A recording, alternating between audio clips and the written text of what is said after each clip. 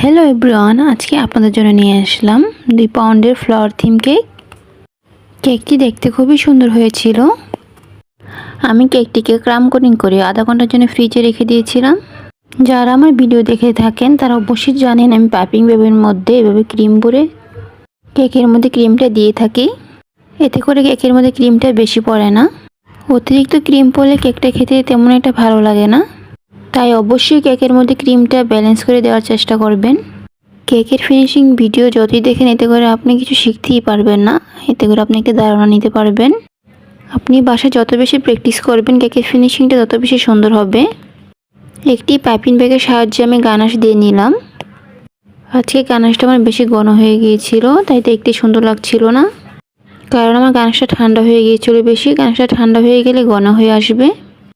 একটি plate knife দিয়ে আমি এই ডিজাইনটা করে দিলাম। এই ডিজাইনটা কেকের উপর করলে কেক দেখতে খুবই সুন্দর দেখা যায়। এখানে আমি গানাশ ড্রিপিং করে দিচ্ছি যাতে করে কেকের সাইড দিয়ে দেখতে সুন্দর দেখা যায়।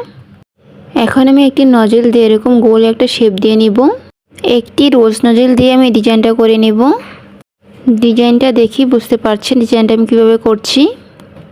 রোজ নজেল দিয়ে আবার এটার উপরে ডিজাইন করে দিব। আসলে ডাবল পাতা হলে এই রোজ নজেলের এই ডিজাইনটা দেখতে খুবই সুন্দর দেখা যায়। সেমভাবে আবার আরেকটি সাদা ফ্লাওয়ার করে নিব। এই হোয়াইট ফ্লাওয়ারগুলো করার সময় আমার কোনো সমস্যা হচ্ছিল না।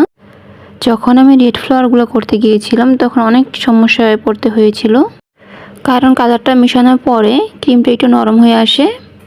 কালার মেশানোর সাথে সাথে ওই ক্রিমটা দিয়ে কাজ করার চেষ্টা করবেন, তাহলে তেমন একটা সমস্যা হয় না।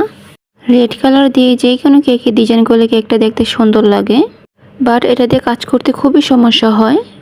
আর বেশি গরম পড়লে তো কোনো কথাই নেই। আপনাদের ক্রিমটা যদি নরম হয়ে যায় তাহলে ক্রিমটা ফ্রিজে রেখে রেখে কাজ করবেন, তাহলে কাজ করতে একটু সুবিধা হয়। চকলেট ক্রিম দিয়ে ফ্লাওয়ার রেনুগুলো দিয়ে নিলাম। এখন একটি প্লেট নাইফ দিয়ে এই পাতাগুলো দিয়ে নিচ্ছি। গানাশটা নরম হওয়াতে লিফ ডিজাইনগুলো দিতে সমস্যা হচ্ছিল। আমার কাছে মনে হয়েছিল গানাশটা ফ্রিজে রেখে শক্ত করে নিলে এই লিফ ডিজাইনগুলো দিতে সহজ হতো। এই তো কেকের ফাইনাল লুক। কেকটা দেখতে কেমন হয়েছে অবশ্যই জানাবেন। আজকের ভিডিওটি এই পর্যন্ত। আল্লাহ হাফেজ।